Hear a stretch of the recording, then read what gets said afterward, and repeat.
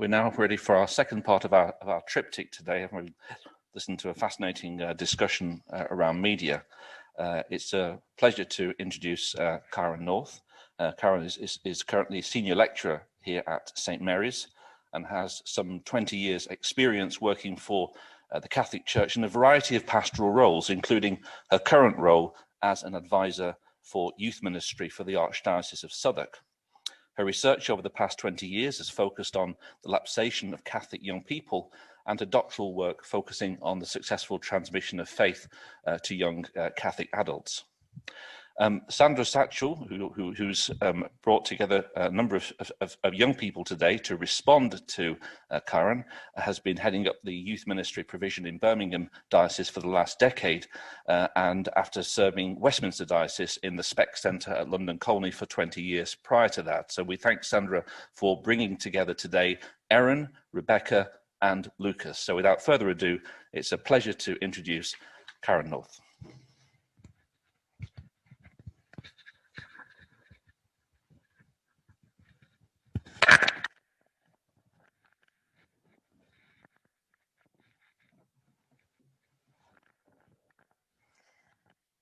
Hello, welcome, and thank you so much for joining us as we think about young people in a post-COVID church. I'm really delighted that I'm going to be joined by Erin, Rebecca and Lucas later from Kenelm Trust as part of the response to my presentation. So I'll let them speak for themselves about their experiences in lockdown and of working with young people, together with some reflection on good practice. This current situation has been described in so many ways as everything from the new normal, who knows what's happening, to these are strange times. My 5-year-old recently said to me, "Mummy, I am so over coronavirus. When is it over?" So lockdown or not, groups of 6 or more or not, the COVID outbreak and the public health responses to it have certainly changed our world.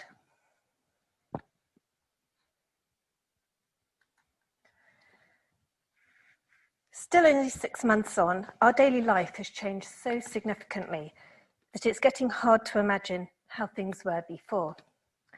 When social spaces were all open, public transport was seen as being safer than being in the car, coffee shops were full, and concerts had audiences as well as musicians. However, we now see ourselves in the era of the mask, and the culture of queuing has taken on whole new dimensions. So the daily challenges of the new normal are difficult enough, but as we are painfully aware, COVID-19 has impacted profoundly on spiritual as well as temporal realities. The term practicing Catholic is suddenly up for review as attendance at Mass on Sundays and holy days has gone from being physically forbidden and virtually encouraged to something that is now possible but restricted in an eerie masquerade where nobody sings. Even for those of us seasoned in the faith, this is undoubtedly a strange time. So we can only begin to imagine the effect that it's having on Catholic young people and young adults.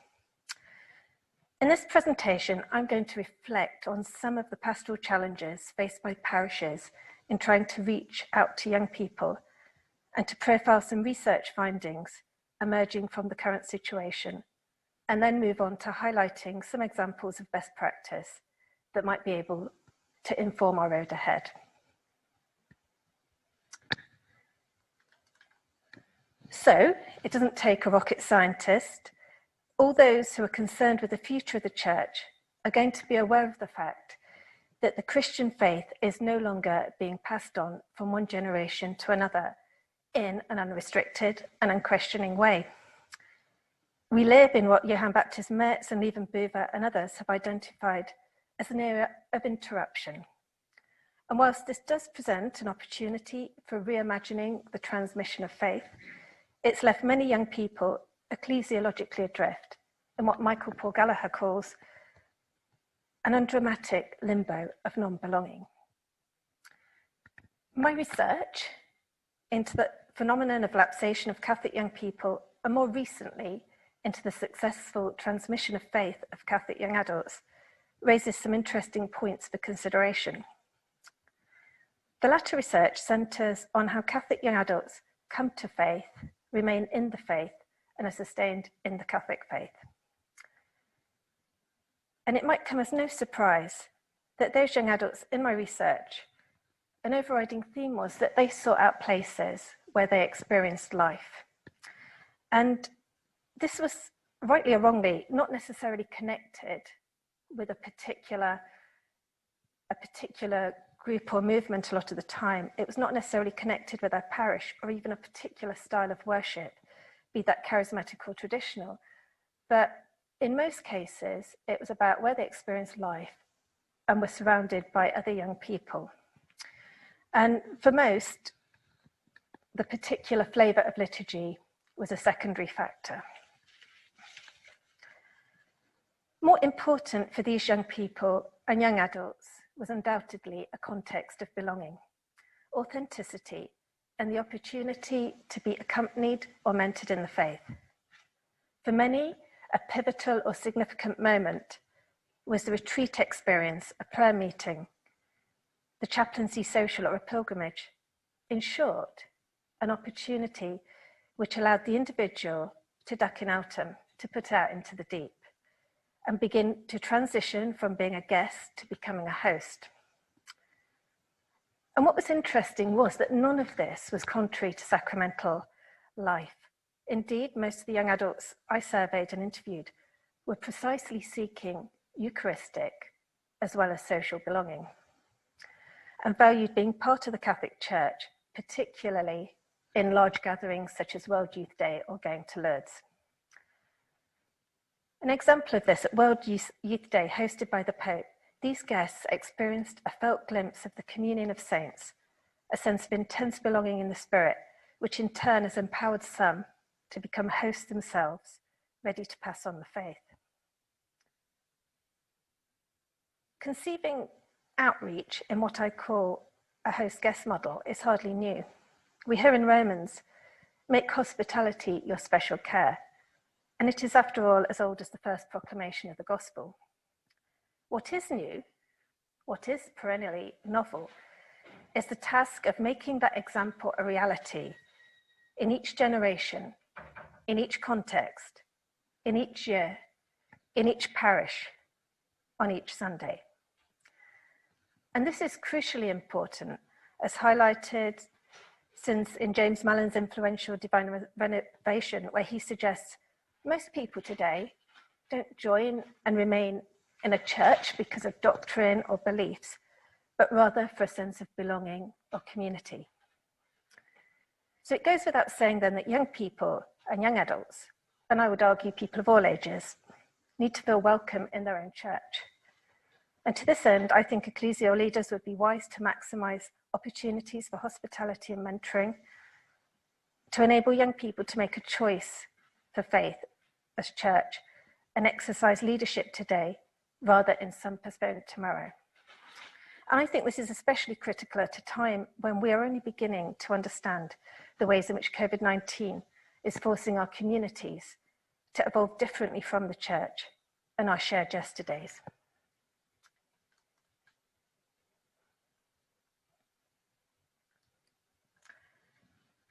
So I'm just going to say a few words about a survey that was published very recently.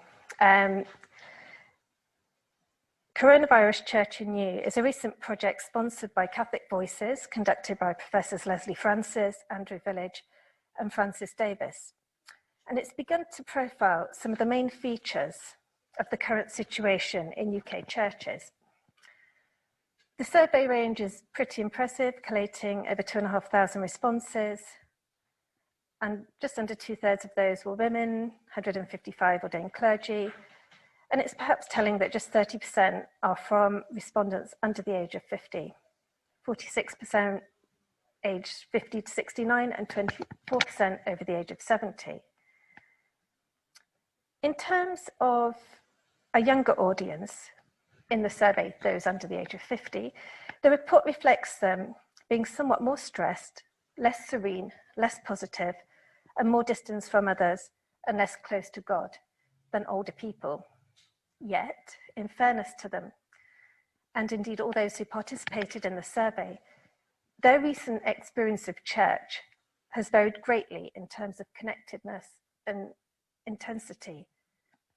In a conversation with Professor Francis Davis last night, he mentioned that this, in no small way, could be due to the fact that many of the younger respondents had found themselves living in situations which they perhaps wouldn't necessarily have chosen to be living in, which might have added to their slightly less than positive experience. So thinking about online worship, the survey indicated that 93% had accessed online worship, that 2/3 had appreciated it. And whilst this might be a reassuringly high number, if we compare this to practicing Anglicans consulted in the Church of England survey, there are already signs that this traditional connectedness with the local parish has loosened, with 68% logging in at least to another Catholic church. It may be scant consolation that as few as 8% have attended non-Catholic ceremonies, but around 25% are regularly engaging with Mass elsewhere, be that across the diocese, other parishes nationally, and even around the world. Never has it been so easy to pick and choose. Virtual worship, according to the report, has been on the whole well received, with 2/3 of respondents appreciating the access facilitated by online services. It's noteworthy that in terms of quality, relatively few, just 23%, thought that online was better than what we had before.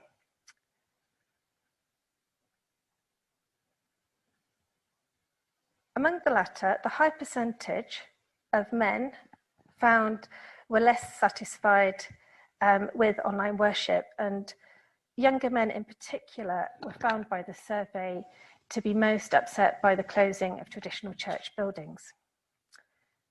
Ultimately, in terms of what might happen when churches reopen fully, 61% said they would revert back, 34% said they would use online sometimes, if available, with just 4% saying they were minded to embrace a totally online form of practice. One last point from the survey, in terms of pastoral contact, although Catholic clergy rightly pride themselves on knowing their flock, it's of interest that the COVID crisis has meant of the 1,690 people who answered, 63% said that they had contact with their local church and local clergy, compared to 82% of Anglicans. Now, this could be related to age profiles being higher and the familiarity with online modalities being lower amongst some of the Presbyteriate. But what 70% of respondents note, however, is that the digital age, with almost 60% thinking that social media is a great pastoral or evangelical tool. That said, whilst this unexpected opportunity think was broadly welcomed, only 14% thought that this might be the way forward on its own for the next generation. And fewer still, just 10%, thought the virtual church would be more effective than the previous model.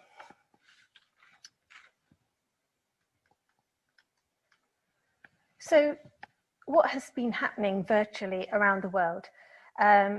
Focus in many ways specifically around young people and young adults. So what are we to make of it? And more to the point, what has the church pastoral made of all of this? Although we should be mindful that we're in the first phase of adjustment, I think we can already begin to see that in some quarters, a kind of faith flourishing and pastoral dexterity that is noteworthy. Trawl the net, log on to YouTube.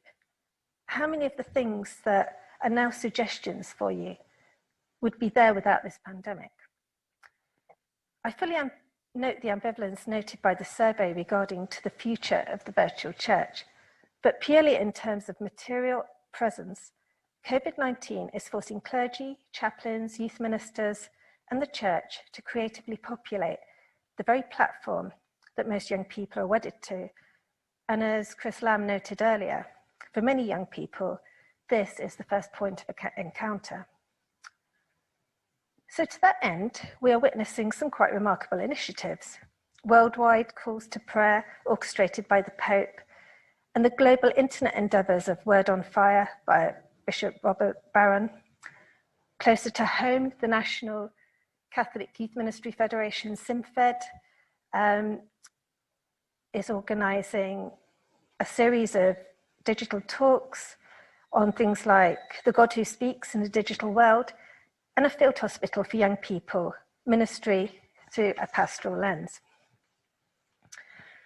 Tom Baptist, the director of Nottingham Diocesan Catholic Youth Service, makes an important point. He talks about the fact that for many young people, the closure of faith communities, such as schools and parishes, has left them without exposure to pastoral expression, safe space, and empowering environments of faith, which could have a real and lasting effect on their mental health. He does note too, though, that the outlook is not just negative and reflects that schools, parishes, and youth services have all been forced or encouraged to embrace the digital platform, which for many has been so long resisted. And the positive here is that the church is now going to where young people are, rather than expecting young people to come to a church.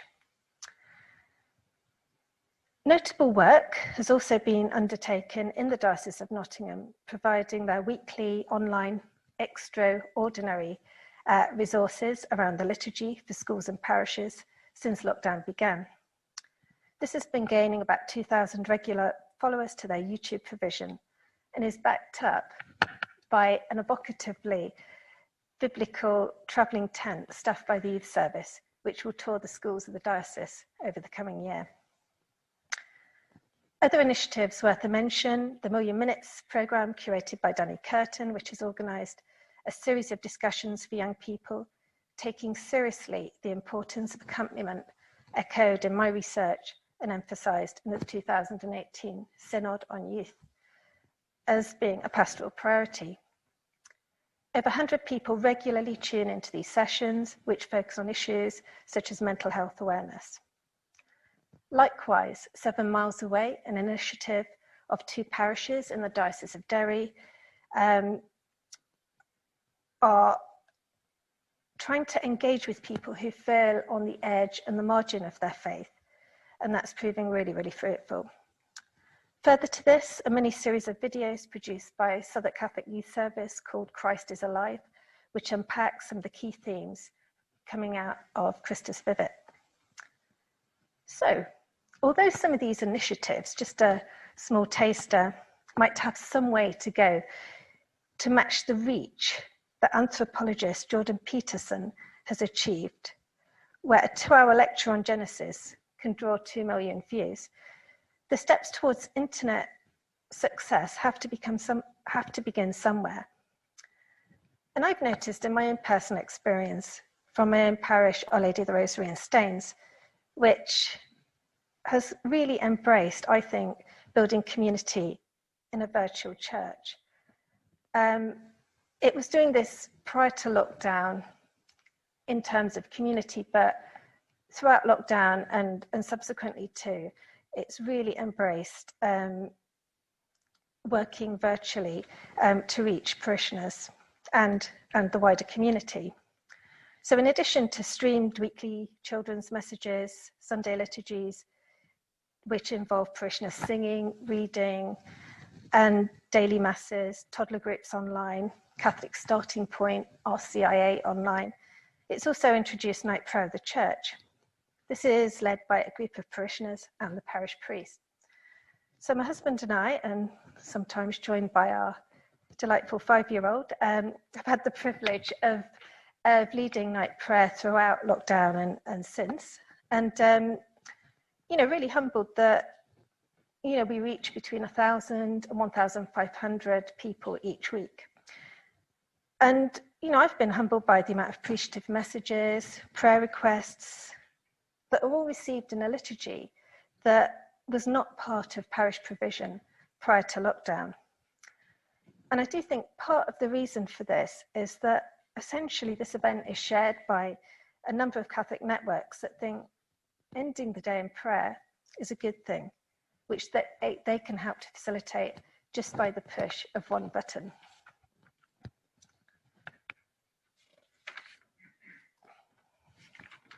So some concluding remarks. Christopher Lamb, who spoke earlier, recently pointed out in his article on post-COVID Catholicism in the tablet that coronavirus has put normal church life on hold. And even as parishes take tentative steps towards reopening, it will not return to the way that things were. Whilst time will tell if the decline in mass attendance will continue in a similar way in the West or at an accelerated rate, I do think that there is some occasion for hope. As the Catholic Voices survey reports, this may be an opportunity for the Church to evaluate and to take stock. As Pope Francis puts it, a time to be more outward facing. Karl Rahner's voice, I think, is somewhat prophetic here, predicting a church that would be smaller, more focused, but not ghettoized. He long ago suggested that the usual preaching from the pulpit, which only aimed at a few, was no longer adequate in spreading the Christian message. And although he didn't live to see it, perhaps his prophetic soul was intuiting the arrival of the internet age. By the nature of the medium, communal prayer, organized online, is one step removed from physical immediacy, but it may come to be seen as providential. An individual browsing their way into a church might engage in a manner that falls short of our liturgical ideal, but if we're honest, full and active participation is not guaranteed, even if we ourselves are present. For most Catholics, Mass is normally a one-size-fits-all, with a slight exception of different styles of music or perhaps a more family-friendly or cultural gathering at a particular service. This change in the wineskin may ultimately lead to the wine becoming more freely available, alleviate the shortage of priests, open up ministries and charisms in ways that we wouldn't have even thought or dreamed about. Ultimately, the strange circumstances that we find ourselves in lead me to a short reflection on the fourth gospel, which I think provides a thought-provoking prediction. In a context where Jesus is already redefining boundaries, he says to the Samaritan woman, "The hour is coming when you will worship the Father neither on this mountain nor in Jerusalem." This text has long been understood as an allusion to the fall of Jerusalem in AD 70. And while comparisons can always be a little tricky, the COVID-19 crisis is forcing a similar kind of religious displacement upon us as our local focus on worship becomes dispersed globally across the internet. Ultimately, the cruel loss of their land and the last links with the temple took the early Christians to the ends of the earth to gain the whole world for Christ. And it leaves me wondering, what would it look like if the Spirit wanted to do something similar in the church today?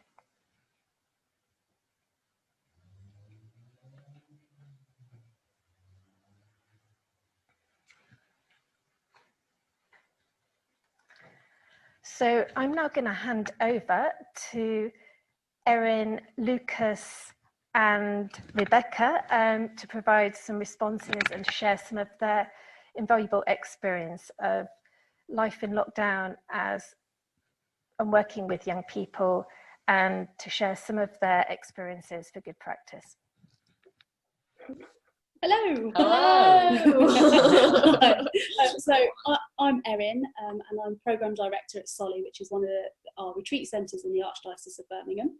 I'm Becky. This is my third year as a mission team volunteer at Solihull and Alton Castle. And I'm Lucas, and this is my second year on being on the volunteer mission team. Yeah. So we had an interesting experience of lockdown, like really interesting. Quite unusual, I think, to the rest of the country, in that we got locked into a castle together, basically.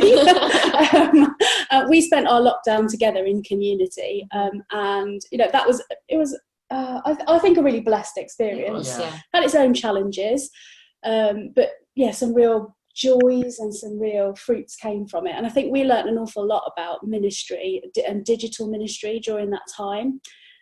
So we thought we might share a little bit about some of the things that we were doing during that time, some of the things that we engaged with during lockdown, and then just beyond as well during the summer too. So do you guys want to share about maybe your favourite things? I think you did? One of my favourite things, because obviously it went from one day us having loads of young people in, and we were doing outdoor activities and all that sort of stuff. And then one day it was like, yeah, so no one's coming in this retreat, no one's coming in the next one, or that one actually, and the one after that. And yeah, so it all changed very quickly. But I think one of my favourite things was we were still able to interact with the young people, even young people that we'd had come on retreat before, but through a digital way. So one of my favorite things was live streaming masses, just because we'd be doing masses like we do it on retreat, which was joyful, full of music, us taking a major lead in the liturgy and making it as beautiful as we possibly could, and the feedback that we were getting from live streaming those masses, and young people joining us every week for those masses, commenting, getting involved, picking songs for us to sing, all those sorts of things. They were still being involved, some of them probably even more in a more productive way than they would if they were actually on retreat in person doing mass with us. So that was one of my favorite things, was live streaming masses. I think possibly my favorite was similar to what you were saying about getting feedback. Was one of the best feedbacks that we got was for the Wednesday worships, and one of the things that we like to do, especially during mass when we've got young people in, is teaching them actions to songs. So these were like little sort of acts of worship on a Wednesday morning, where we would go through a couple of different praise and worship songs, and we'd teach them some actions. And it was really good because we get so much feedback from a lot of the local primary schools, a lot of the local Macs and different academies would actually tell us and send in videos of young people and the children that we should have been having in engaging with what we were doing. So that just shows that we could still have this really personal relationship. We could still accompany these young people, as Pope Francis so deeply talks about in Christus Vive. And it's really nice knowing that we're still doing a good job, even though they're not here with us. I think that's one of the big challenges, isn't it, in a retreat centre setting, is that young people come and have this amazing experience, and then you're not able to then accompany them back down the mountain. You're kind of relying on other people to do that, and it felt like it was a little glimmer of a way that we could do that, and I think it's a really great thing to carry on, take forward. I also think our use of social media was greater than it's ever been before. I think it gave us an opportunity to learn how we could use that platform for good. Definitely. Especially through, we managed to do so many how to pray videos. We got to learn how to do bits of editing on videos, things that people had never done before. We got to learn how to do reflections that actually meant something and actually affected people in ways that we never thought we would be able to do. And we also utilised the newly appearing TikTok, which was a real joy of mine. And I think one of the greatest things about TikTok was we were able to show people that, like Cara was talking about, a priest doesn't just have to stay in the pulpit. Like our priest, Father Paul, he's just a joy in every way. You're welcome, Father Paul. I said it, I'm joking. And he was the first one to actually be like, yeah, I'll take part in that. I'll show people, young people especially, that, priests, they're not boring. Mass isn't boring. The liturgy isn't boring. It's actually beautiful. And we managed to get a group of amazing priests from the Archdiocese of Birmingham to take part in an amazing TikTok that it went, I can't believe how how many people it reached. It ended up reaching about 12.2 thousand people, I think. And I just couldn't believe it. But it just shows you that is where everyone is. Everyone is on social media, especially our young people. And they are the people that we need to be reaching, especially in such a difficult time. Indeed, yeah. One of my favourite things that we did over the summer was kind of after lockdown was summer camp. Because I think it was something that it's something we normally do in person. It's a highlight of our year usually, but this year we took a big leap and we decided to go online with it. And it was something that was it was huge, and it was completely outside of our normal experience. And I think we pulled it off really well. I don't know about you, but my favourite thing that we did was, I think we really quite successfully managed to actually maintain the relationships that are so central at camp. And with the way that we did small groups, I think actually enabled young people that space to begin to form those relationships, to respond, to articulate what they'd been listening to and what they'd been experiencing. And, you know, some of the comments that we got back, and feedback was much more instant than it normally is, were about, you know, the experiences of learning how to pray in your bedroom, you know, actually experiencing the presence of Jesus in adoration right there in your room. And I thought that was just, a real highlight for me. So we thought there's a few things, kind of like themes that we sort of thought might be worth talking about, kind of in response to Karen's talk, and I think that are particularly pertinent when you're thinking about digital ministry. So we kind of, you know, online stuff can feel a little bit impersonal, and I think our church, like belonging is so central to actually being church, and feeling that sense of belonging. So have you got any thoughts around that theme? I think the idea that these days, especially for young people, I think feeling welcome and feeling a part of something and a part of a community is so important. And I think, in my opinion, from what I've experienced and what I know that other people have experienced, the church needs to be a little bit better at that.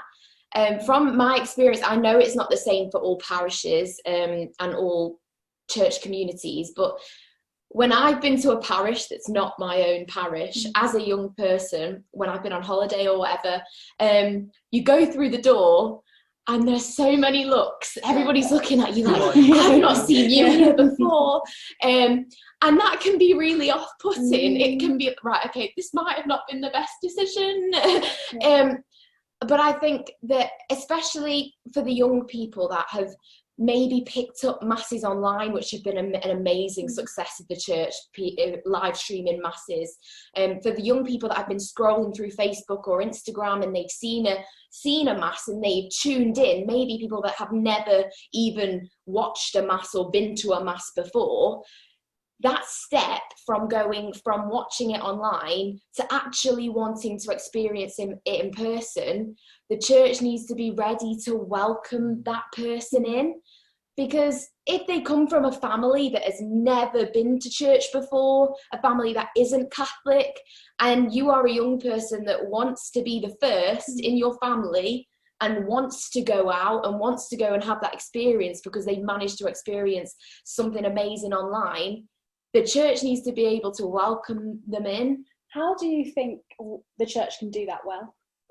I think roles for young people. And I know, obviously, you can't give a young person a role if they're not already there. You've got to get them in before there's a role for them, which I also think is another thing. But I think making sure that there's an invitation there. So whether it's a live stream mass that says at the end, well, if you're watching this, we'd love for you to come and see us, come and join us. And then as soon as you see that young person, there needs to be a connection, a welcome, an experience from the moment that they step foot into that church. They need to feel like they belong there, because that is what it's all about. It's about feeling a part of that community in the body of Christ. And I think that is something that we need to get better at. It's not all about please don't sit in my pew. That is my pew. Don't sit in it. It's about being like, obviously not in the coronavirus age, but come and join me. Come and sit with me, and we can experience it together. But yeah, we can't give them a role in the first place if they haven't had an experience and aren't there for us to give them a role, or for the church to give them a role. Lucas, do you have any thoughts on how it's possible to accompany young people and young adults like in using digital tools? Because we did some things, like Youth Alpha was one of the things we did during lockdown. You got any reflections around accompaniment? Yeah, one of the biggest ones that I've got is just how sort of intimate and delicately intertwined the physical act of church and the social media aspect to it is. Because in terms of our youth alphas, we had a lot of people who would come on who would be going to youth group in person, but sometimes can't because young people's schedules now are so busy. I don't know how I ever fit everything that I used to do in a day. But we've had people who wouldn't be able to go to, say, the youth group because they had dance or football or whatever in an evening, because the drive to get there, getting ready to get there, but they could be in their youth group online, so they don't have to worry about eating at home and then rushing to youth group and then rushing to something else and then doing something else, because they were still being accompanied but in their own home. And I think that's something that I know we've worked on really well, because it would be really hard, such a physical faith, such a church that you rely on the physical sacraments, you rely on things actually being there to touch and things that are so tangible. But moving on to social media and moving into a sort of online presence, that seemed really difficult. But I think it's just how you sort of perfectly navigate the two together, so that you aren't just telling people they've got to be in church to be like holy or whatever, and you can't necessarily, on the other hand, just be online. You kind of need to make that leap yourself to go to church. Obviously, when things are a little bit easier, you can't expect everyone to be at church now, but it's just how we as ministers accompany young people to find that perfect balance. And I think it's something that's started to happen. It's just sort of a domino effect needs to happen. You've done like the first move, and it's up to us to carry on making that move. But if young people don't respond, so say like without that welcome that you were on about, they won't want to make that move. So I think it's a very hard process, but something that it's worth exploring once the balance is found. Because I mean, you're going to make mistakes. You're going to do some live streams that get like 5 followers, which your mum, your dad, and your dog. But, but sometimes we you had get some of those. and it's just that. It's just that balance. I think we definitely encountered some young people who were more comfortable engaging with things online, and I think it gives you the scope to reach a whole group of young people that potentially wouldn't be coming to events, that potentially would be maybe not present at church, or if they were present at church, they wouldn't be particularly engaged. And I think it does offer that opportunity. But I think it's really wise what you're saying about striking that balance, that it's that twofold thing, and it's really important that the physical is acknowledged and the sacramental is physical, and we're physical beings, and we need to be in that relationship in that way with each other. But why can't that be extended through the digital tools that we have available to us? I think there's also a power in the way that we present the liturgy in attracting and appealing to young people. In terms of one of my favourite things as a young person, and I know that this is the same for so many young people, is music. And the power and the value that it has in people's lives. Like, music's everywhere, whether it's on your video game or whether it's on the TV or the concert that you didn't get to go to, or it's everywhere. And the power of music to create such an amazing atmosphere and to create the experience that we want these young people to have. It just has such an amazing impact, especially on young people. And it can make the liturgy as beautiful as we all know it is, but young people don't know that. Young people a lot of young people don't find it beautiful. They find it boring.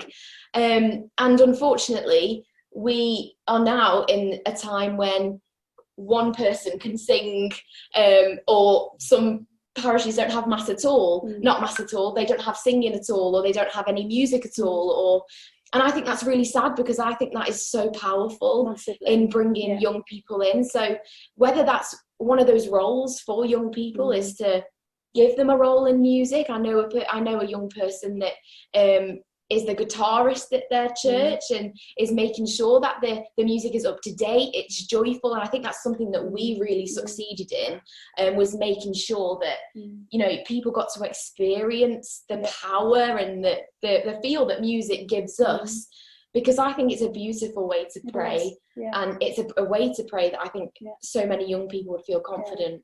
So we began live streaming masses because it was something that our trustees identified as being, you know, a real gap. That, you know, and largely because that music that speaks to young people, it was absent from a lot of the masses that were being live streamed, and the fact that we were here present meant that we could animate that mass and bring it to life in a way that wouldn't be possible for, you know, poor parish priest who was stuck on his own. That's great. I think we have a question. Oh, we do. I don't mind. I'll just it looks a bit weird if you're that close. There's a question. Many young people were missing to support the support of school community in lockdown. What do you believe are the key challenges to parishes and schools as we attempt to move from COVID? Oh, that's a good question. I think there's so many challenges that they are facing right now, especially schools. Like my younger sister has gone back to school, and the amount of things that schools now have to worry about and put into place, it's where do you fit everything in, you know what I mean, where everyone can have an experience, because I know there's bubbles of different year groups and things, so there's so much for schools to fit in. It's like, how do we fit it all in? I would suppose that would be a challenge for them. I think in response to that, one of the things that Canelm are working on for one of the things that Canelm are working on for this term is a resource for schools that might help support that, because and we're hoping that we'll be able to roll it out into parishes as well, as parishes gain more confidence in meeting together in person. We're calling it Quo Vadis, and it's a 12-session mental health resource that is something classroom based that ties our faith together and shows the riches of our Catholic faith, the teachings of the church, of the saints, and helps young people to kind of make sense of this experience that they've just had, to be able to articulate it. And there's a mentoring program that runs alongside that just kind of offers that extra support that, you know, I think our schools have got a lot to catch up on academically, but actually I think if we don't bring Catholic life back to the heart of, you know, the reason for them existing, and that isn't like the heartbeat of everything that happens in the school, then I think we're letting our young people down, actually. I agree. So that was one thing, I suppose, for us to share. We had a few thoughts about, you know, if people are thinking about doing stuff online, that might be some maybe useful tips. So first one would be that, we mentioned it already, that for some young people online is easier, and it can be a good way of drawing people in and forming relationships, and then finding ways to help them make that next step. I think that with summer camp, one of the amazing things that we managed to do was introduce small groups online, which was, a lot of young people said that was even better, because they were able to communicate with each other in the comfort of their home. So that first meeting was just, it was comfortable for them, and they got to meet people comfortably. And I think events where they can meet each other online again is a really good way. So maintaining that relationship and that experience, because that way they're journeying together and they're keeping up with each other in that faith community, just like you were talking about accompaniment earlier. So I think that making sure those events are sustained, and they're not just a one-time thing and a one experience, a bit like a pilgrimage. You always want to go back, and I think that can be the same when they've met someone that they really, you know, want to talk to and want to have a conversation with. I think one other question. If there was one thing that young people needed that older folk don't from the liturgy, what would it be? What about schools? Thousands of young Catholics are in them. Do you think they fulfil their potential? or what could they be doing better? Oh wow, that's a lot there. Maybe we start with the first bit about what do young people need from the liturgy? I think that our older congregation have been brought up with the same kind of style of mass and style of liturgy that really appeals to them. And I think that's why our congregation is on the older side.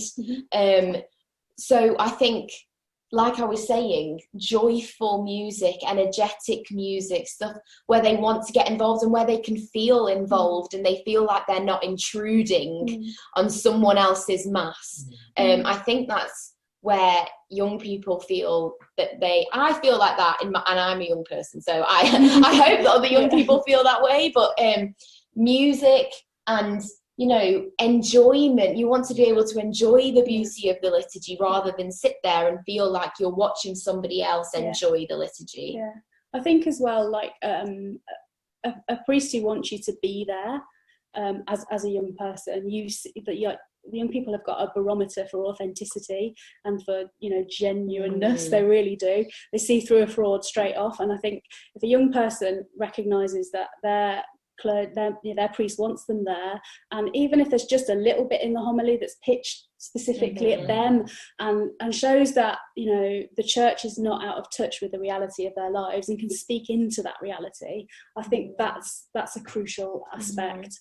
And like Becky was saying, I think those authentic roles, that's something that really came out in our research in Birmingham and globally through the synod as well. So yeah, I think that authentic roles and those roles may be things that don't yet exist. And one of our reflections over the last few days has been that actually, I think, you know, this disruption that we've experienced with the pandemic, maybe it provides opportunities for young people and young adults to engage in the church in ways that they never have before, but maybe also it provides those authentic roles for which there's such a hunger.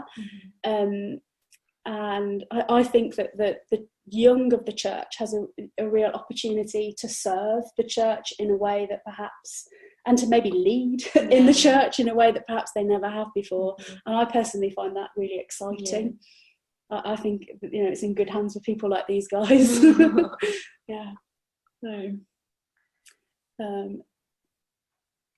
do we have time to answer more questions, Karen? Yeah, I think we do. More than happy to chip in. I think thank you so much. Really, really, really illuminating, and great to hear your enthusiasm and passion. And I think that's been appreciated online today. One of the questions talking about what schools should do. I think schools, parishes, and the church in general. I think, personally speaking, I think one thing they shouldn't do is try to just go back to the way we were. Because I don't think we can just go back to the way we were, per se. So I don't know about you, but I just don't think. No, I think what's really important, and what Pope Francis is teaching us to do, is the importance of listening. And I think our young people need listening to in this moment. You know, they need to be heard, feel like they're being heard, and they need to feel like what they have to say in their experiences actually count and they matter. And I think that they'll tell you what needs to happen. They will help shape, shape those next steps and what should come from this moment. And that's certainly been our experience, certainly since the synod and beyond. Consultation is a regular part of our ministry. It helps form and shape what we actually deliver and what we do with and for young people. And time and time again, like it shows us what that next step is. So that'd be my tip: listen to your young people. I just keep on, like, the idea of experience just keeps on coming into my head. Like they're yearning for an experience. And then I'm thinking about, like, the Emmaus story, when the disciples' hearts are left burning, when they didn't know that was Jesus that was walking with them on the road. They need that experience of the church as Jesus, as an experience where their hearts are left burning because of the people that they've spoken to and the experience that they've had, and because they've been journeyed with.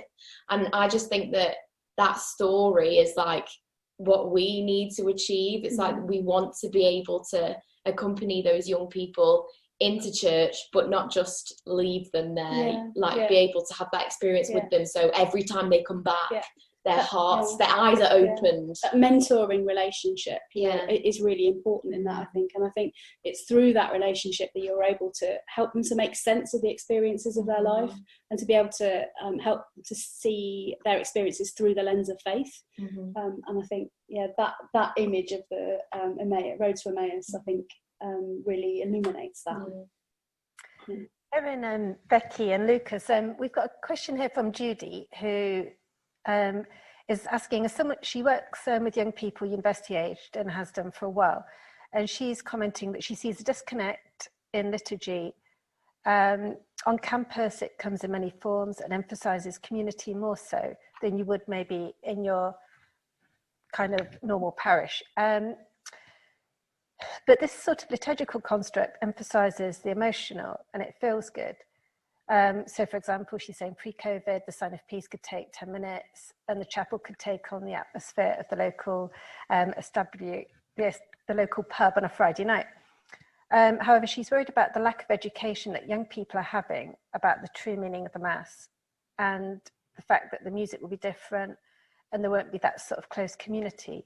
How do we educate them to the salvific action of the Mass, source and summit, so that when they don't have this kind of emotional experience, they remain aware of the critical importance and meaning of their participation? So basically, how I mean, I'm going to sort of, Judy, forgive me, but I'm going to sum that as, how do we create that community online? How do we create that communal experience that enables people to feel part of things online? Got a thought, Lucas? Yeah. I think if you want to sort of create a community like that, you've got to help provide a platform. It's like Becky was saying, if you want to give young people roles, no matter what age, you can't do so if they are not there. You can't expect people to form a community if there is no sort of base for it. So you need to sort of, no matter where it is, no matter what age, just don't be afraid to make a mistake. Don't be sort of really held back by, what if it goes wrong? What if I do the wrong thing? If you provide something that is genuine, if this is pure, if it is there for the right reasons, if it's authentic, then you can't go far wrong. So if you're there preparing to give this base for them, then I'm sure they'll respond well to it. I mean, my instant thought in response to the question from Judy was that I think we can worry a bit too much about it, and in the Mass in particular, you know, I think if young people are taking time at the sign of peace, and I think that's a reflection of genuine community and affection. And I kind of imagine that, you know, if the disciples were there at Mass with us, that you know, they might have taken a while over the sign of peace too. You know, I think it's a sign of a loving community, and I think actually, like, that welcome, we talked about how important that is, and I think that's one expression of that welcome. And I also think perhaps we need to not overthink it too much and just get out of the way and remember that actually, you know, Jesus is the source and summit, and he's actually present there at that Mass, and we just need to get out of the way and allow young people to have that experience and that encounter with the person of Jesus in the Mass. And I think you just have to look for little ways along the way to kind of offer those little moments of catechesis and of formation. You know, when a young person's telling you about an experience they had, you know, to be able to say, well, do you know what that was? That was the Holy Spirit. Do you know what that was? Okay, that was actually an encounter with Jesus, and that's what this means, and the church tells us this. And you have those moments, but I think it's all about relationship with those young people, and without that relationship, you're just standing back and not really adding any worth to it. I think you've got to get to know people, walk alongside them, and get out the way and let Jesus do his thing. I think teaching comes with experience, doesn't it? You learn as you experience. So I think, teaching, I think a lot of the without time, the experience, the teaching it means nothing. Like, you could say to somebody, okay, so that's the body of Christ right there. They've not experienced that. They're like, that's just a piece Yeah. of that's just a piece of bread. Like Yeah. you can't fool me with that one. Yeah. They need that experience in order to believe and to accept the teaching. Yeah, and I think in an online sphere, I think it's all about creating the space for encounter. I think that is crucial, and I think something we've learned is that it is possible, you know, for people to encounter the person of Jesus in online prayer. Thank you so much. Just pushing just a little bit further with Judy's question, really, where I think she's kind of identifying probably a bigger question than just kind of young people in the church, but she's kind of saying the transitional church is not like the normal church, this media church, like our normal church. How moving forward do you think that we can perhaps bridge this gap?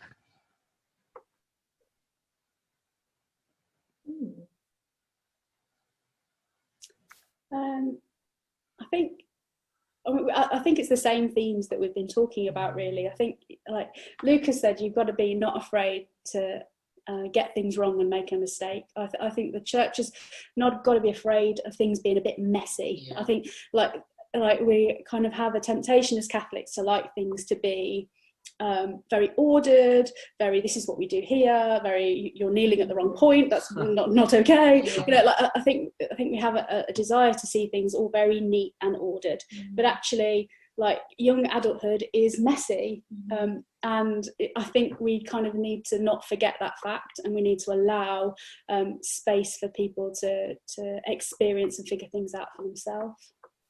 I think like messiness is authenticity. Mm. Because you don't like you're when you're authentic and you're real, it doesn't always go the way that you would expect or the way you'd want it to go. And I think, like we were saying before, they appreciate authenticity because their lives are all about authenticity.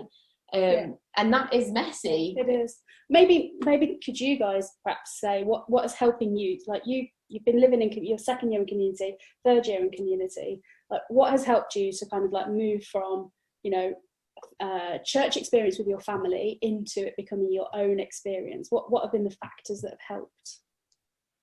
I think obviously catechesis. I'd already had an experience obviously of Mass and of the Eucharist before I came, so the catechesis came at the right time for me. I think living in community of like-minded people where you can experience the Eucharist with, rather than your nan and your mum. It's different, isn't it? Experiencing that with a group of like-minded people, near enough the same age, the same stage in life, the same worries, the same, you know, anxieties about life. And I think that makes a real difference, because you're seeing the way that Mass is affecting someone else, and seeing like the comparisons and the similarities between you and someone else, and like the differences. I don't know if that makes any sense, but there's something about experiencing it with someone else who's got at the same life stage as you, that just creates a completely different atmosphere, I think. And independence as well. Yeah. Making that choice for yourself rather than being like dragged along with your mum and your nan. What about you, Lucas? What's been a particular support in helping you make that transition?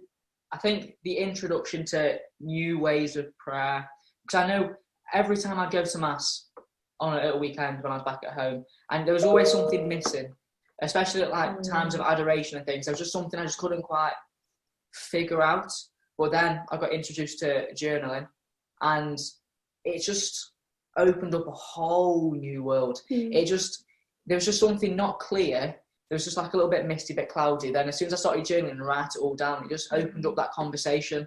And I think just introducing people to new ways of praying could just be that switch for them. It could just be like a light switch going on, because sometimes they can try, but if they are sort of missing something, if they're not necessarily enjoying prayer, if they find it maybe a little bit dull sometimes, then it won't be authentic. It won't be, they won't be getting anything out of it as much as they want to put in, because sometimes it's just not there. There's not a willingness, there's not an openness to receive anything. But because that's what I was like, to be honest, until I started journaling, and then that's really helped. I think as well, like, you just don't feel weird, do you? yeah. When you're one of the only young people in your parish, It's hard. It's really It's really difficult, hard, because my nan's had a completely different experience than I will have, or than I've had. And then when I come here and I'm experiencing it with over like 10 or whatever more young people like me, it's like, all right, okay, I'm not the weirdo that I thought I was. Maybe in other ways, but I'm not as weird as I thought I was when I was sitting there in my own parish. And then there's more of an acceptance there of and readiness, I think, to experience it a different way. It's really hard to grasp, though, isn't it, though, that it does seem weird being young in church when there are more elder people there than you. And it does come across as a bit of a sort of, am I the weirdo that I'm young and want to go to church? And that's sort of a stigma that I think we need to demolish.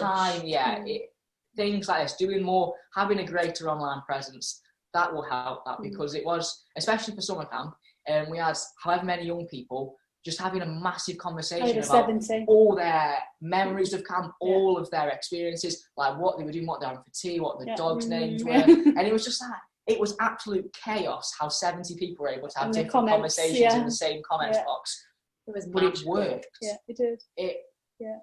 Young people have something so genuine that we sort of need to take from.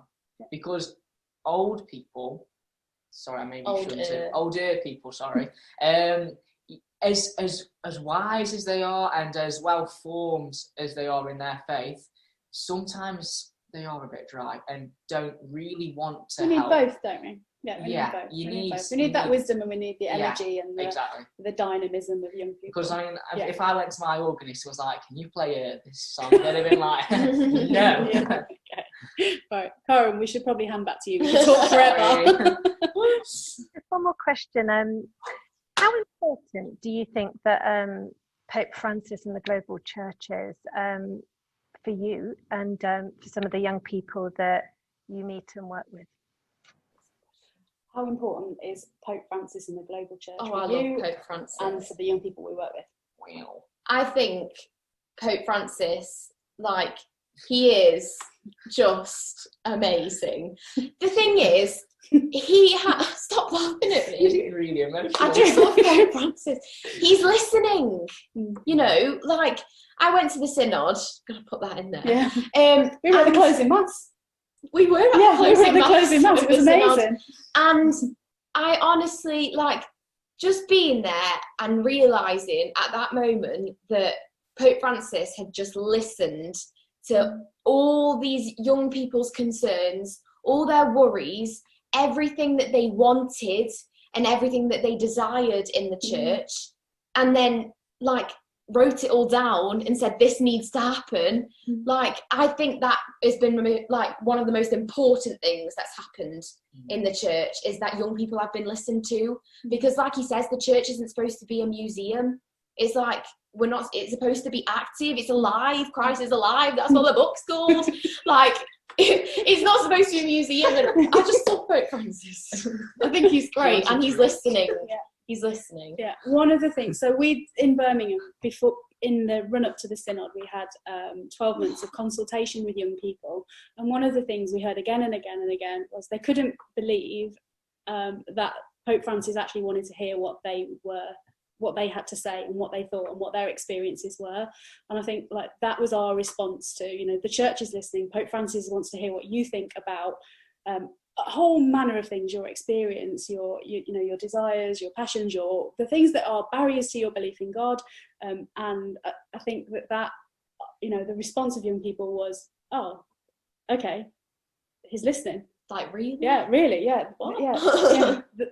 You know, and I think that action from Pope Francis could be potentially really transformative in the relationship of a lot of people with the church, because they feel like the church is a load of rules and an institution that is outdated and doesn't necessarily understand them and their concerns and their, the things that are actually really happening for them. And I think he's, just that very act of asking, what do you think?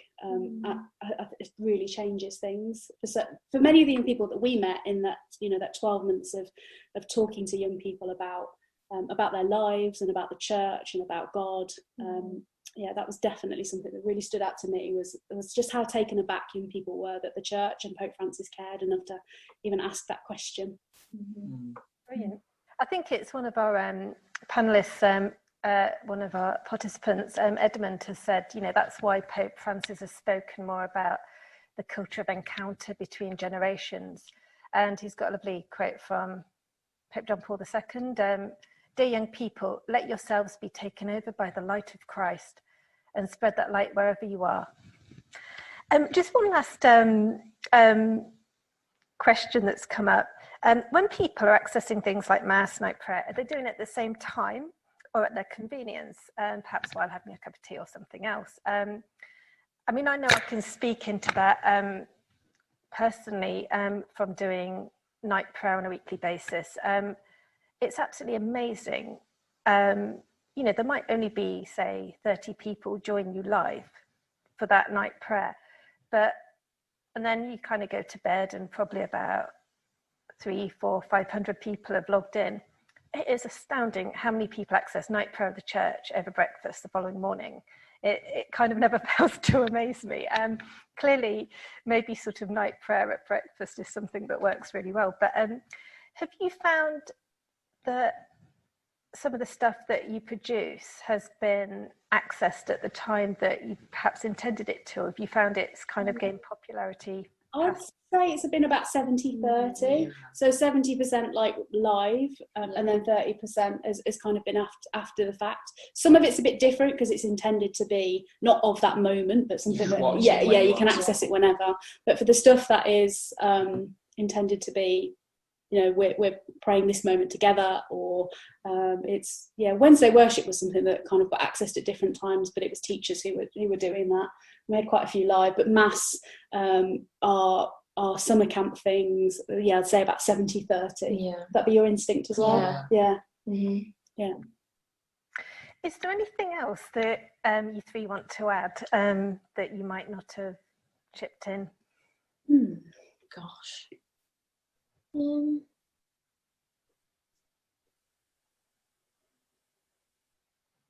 not sure. I think it's been a really great opportunity to share some of our experiences, and I think actually the very practice of having to think about what our experiences have been and our conversations in preparation for this, and then this itself, it's been really enjoyable, and I think it's I feel like it's helping me to shape what the future of our online ministry and how that that balance between in person and digital might actually look like. So thank you for the opportunity. It's been really good. Well, over to me to say thank you, Erin, Becky and Lucas. Thank you so much for your preparation and time on this, and for your enthusiasm and your amazing articulation of so many things. As one of the co-hosts of this symposium, and grateful to obviously all the participants, especially the gang from the Kenelm Trust up there in Birmingham, and also to Karen for presenting original research and current research that's ongoing in relation to mission, young people, and what's happening in the church at this time. I don't know if we've got any, I'm just mindful that one question that came up, and we didn't talk about it too much, but it was schools, young people, and for want of a better word, spirituality this year. And I wanted to take advantage of the fact that Simon is, apart from many things he does, he's also a head teacher of Hugh Farringdon over there in Reading. And maybe if he had some thoughts on two aspects really that I know he's written on social media, but he's also mindful, of course, and aware of spiritual development of young people. Maybe Simon, if you've got a couple of minutes, some thoughts you could offer to us on this topic. Thank you, Anthony. And I think share your thoughts about how inspirational the last session was. Absolutely superb. And I'm very fortunate in my job because I don't need to be told that young people are amazing, because I live and work amongst them all the time. And I don't need to be told that young people have a deep hinterland and a very good GPS when it comes to spirituality, because I work and spend so much time with them. So I think probably one of the starting points in all of this is to really be able to show deep respect for that dignity in young people, which isn't always done and it isn't always explicit. So I think that's the starting point in my experience working with young people for so many years. I think the second thing is to very much find where they are.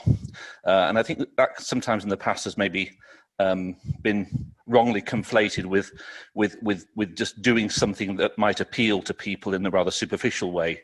And that's not what finding where they are is. For me, it's very much that kind of Emmaus encounter, walking with young people, allowing them to show you what are the meaning makers in their life. And from that point, there is this opportunity then for them to encounter Christ, and also for them to help you as the adult, the so-called knowledgeable adult, to encounter Christ in a really quite profound way. So I think one of those things in education that we're starting to think more deeply about is, what are the meaning makers for young people?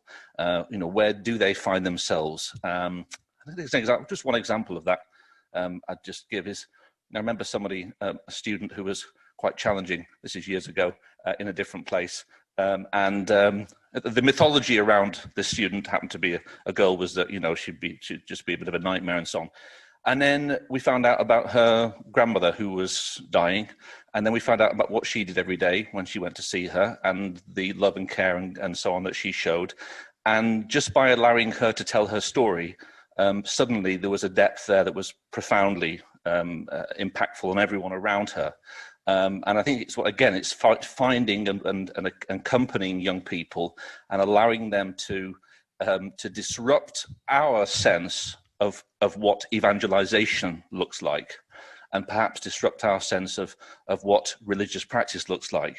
And then in so doing, again, perhaps contrary to the stereotype, that desire to understand faith and religion, I find, is really there among young people. It's not that they want some kind of different version, some pop version of it. They want to understand it. They want to tap into the richness of our theological understanding and so on. But that meaning maker, that walking with them, that giving them time to show you what matters to them and what disturbs their heart and where Christ is in them, that has to be the starting point. It's so obvious. We know that at one level, and yet so often the apparatus of our schools can kind of almost conspire to prevent that from happening. We do religious education, we do mass, we do chaplaincy, and so on. I'll just finish with one thing. One of the things that I found, for example, is over the years is pilgrimages to Lourdes, wherever it might be. It could be Taizé, it could be anywhere else. When young people are looking after somebody else, maybe an older person, maybe someone who's disabled and so on, that is transformative. Why? Because first of all, they have their sense of agency. They are making a difference to that person's life, that person perhaps who has one holiday a year or a few days a year to be there. They feel that they have purpose and power, which of course they have. And secondly, when they then encounter the religious stuff, they're doing so with that deep experience of providing what we would have called corporal acts of mercy. So suddenly you have this experience, this wisdom amongst maybe 18, 19, 20-year-olds that you wouldn't find in many 40-year-olds. And I've seen this time and time again. So I'll just conclude, Anthony. I think it's Emmaus-like, accompanying young people, trusting them, and looking for those meaning makers. Thank you so much, Simon, for those reflections. It's totally fitting that you call to mind pilgrimage and things. I'm lucky enough to supervise and work with people on doing doctoral work, and one current project going on here at St Mary's is looking at the concept of electric air in theatre. Those moments in theatre where something wonderful happens and an audience and a group of actors are caught up, if you like, in the same transformative moment. And I think some of what you were saying there, Simon, was alluding to that. But also, electric air, I think, is what those young people were about, and electric air is part of what you're talking about, Karen, looking to research. But it couldn't be more appropriate that the next part of our symposium is going to be on education, and we've got the Provincial of the Jesuits here to do that. We're going to have